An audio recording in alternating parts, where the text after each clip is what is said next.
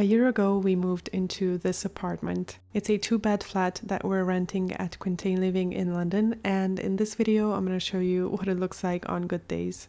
There's a bit of a plot twist at the end, so make sure you stick around for it. And I also want to thank Skillshare for sponsoring today's video. As always, there will be a free trial linked in the description. By the entrance door to the right, there's a small closet. It's a bit of an odd shape, but we were able to fit this coat rack that has shoe storage at the bottom. And we also have this little drawer unit that stores masks and other things you'd need before you walk out the door. On the other side is the utility room where we have the washer and dryer as well as the laundry basket and our vacuum cleaner. Since we only come in here to do laundry, I didn't really bother making it look more pleasing. I just tried to keep it tidy. As you walk further into the hallway, to the left you can see the open plan of the living and kitchen area, but straight ahead we have a stool and a mirror, and we also have this cabinet that stores all of Hiro's stuff like colors and wipes and towels and stuff like that, and I organized them into plastic containers. This door leads to the main bathroom. I really love the huge storage space above the sink because this means I can keep everything hidden away, because I really love the clean and minimalist look. Honestly don't. I should be the last to know we're all in this. Our bedroom is kind of a weird shape again because of the placement of the closet and the window, and we've changed the layout of the furniture quite a lot throughout the year, but we finally settled on this one. So as you walk into the bedroom, the first thing you see is my fiance's desk. He's had to work from home for the past year as well, so he upgraded his desk to be able to work more comfortably and to also have some storage, and you'll see later we actually have the same desk setup. In the opposite corner, there's the built-in closet that we both share. And then of course we have our bed and bedside tables, and apart from the lamps, I think pretty much everything else in here is from IKEA. And I guess you always seem to know. Hello, Mona.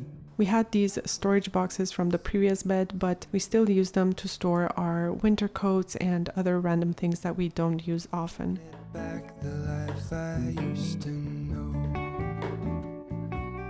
Okay, so we're finally making our way into the living area, and as you turn around you can see the open plan that includes the dining and the kitchen as well.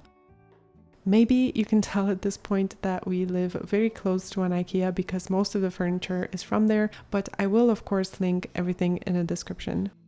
So the couch is no exception, it is from IKEA as well, and I really liked the color because I feel like it kind of contrasts the blue of the kitchen pretty well. I also wanted something that was spill-proof and easy to clean, and it's also really comfortable. The TV unit is actually from Amazon. It was only about £90, and I love that it has a bit of storage space. On the right, I keep my laptop and cables and stuff, and the other side is stuffed with Hiro's toys and grooming supplies. You guys might remember this mirror from my very first room makeover where I used to live, but I decided to put it in the living area this time because it really brightens it up even more. From the living area, you can go out onto the balcony where we just have a simple table and 2 chairs. Behind the couch is the dining area that we literally only use when you have guests over, which hasn't been a lot this past year. The dining chairs are from Amazon and the table is from IKEA. You might have noticed that we don't have a coffee table in front of the couch, and that's because we play with Hiro a lot in that space and it was just getting in the way. So I actually used the coffee tables that we did have to raise up the plants. When we first moved in, I didn't really love the style or the color of the kitchen, especially since the floor is also very dark, but with time it actually grew on me. I really appreciate all of the features of this kitchen, like the bar area because we eat and we also work there sometimes, the dishwasher, and all of the storage space. I stand alone. Show me where the ending goes. Honestly don't.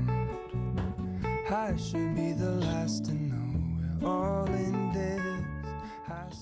I also love this built-in spice rack above the stove, which is great because it utilizes that space, and usually spices are kind of hard to store in cabinets anyways. Since we make plenty of mess when we cook, I prefer to keep the counters as clutter-free as possible. Right next to the fridge, there's another little storage area which was perfect for the recycling bin, mops, and cleaning supplies. Speaking of storage space, I know I've said that word a lot throughout this video, but there's another bigger one in the hallway where we have these 2 units that store all kinds of things like screws and cables and just miscellaneous stuff, and I labeled the drawers to make it easier to find everything. You guys are already probably familiar with this last room since it is my office/studio. I do have an in-depth tour of this room, so I'll just give you a quick look. As you walk in, you see this built-in closet where I store some miscellaneous stuff in boxes at the top, and then I just keep my stationery and craft supplies in this shelving unit. There's another video on how I organized my stationery, so you can watch that afterwards to see everything in more detail. The rest of the room is filled with plants, of course, and I also decorated the walls with picture frames that I attached with command strips. On this side, I have my desk, which I really love because it's very spacious and it also has plenty of storage space inside the drawers. Show me where the ending goes. So coming back to the entrance of the room, you can see the door that leads to another bathroom. It's a little smaller than the other one and it has a shower cabin instead of a bathtub, but otherwise it's pretty much the same. One of the most common questions I get whenever I show my office or my apartment is how did I choose the furniture and the decorations, and I do have to say that budget and convenience played the biggest factors. Regardless, I am so grateful for what we have. I mean, we started out as students living in a 250 square foot studio, but we still managed to make it look nice even on a very tight budget. There are a few design principles that you can follow though, and I will link the Skillshare class by Lauren Cox, who shares a very fun and beginner-friendly approach to interior design. She goes through the principles that you should follow to create beautiful spaces, and at the end you can incorporate these tips into your own space, just like many other members have done. You guys know by now how much I've enjoyed Skillshare's art and illustration classes throughout the years, but lately I've really been into their lifestyle and productivity classes as well. They're always launching new premium content to keep you engaged, and if you've never participated in one of their workshops, you're really missing out because you can learn with like-minded students and exchange feedback to improve your work.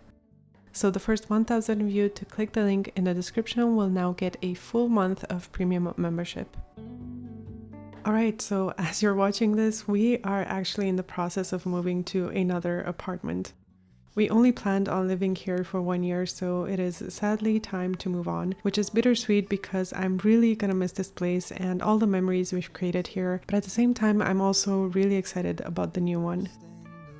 It's still at Quintain living, and even though it's quite a bit smaller, I think I like it even more, so let me know if you want to see an empty apartment tour as well. Anyways, I hope you enjoyed this video and I can't wait to see you in the next one. Bye guys!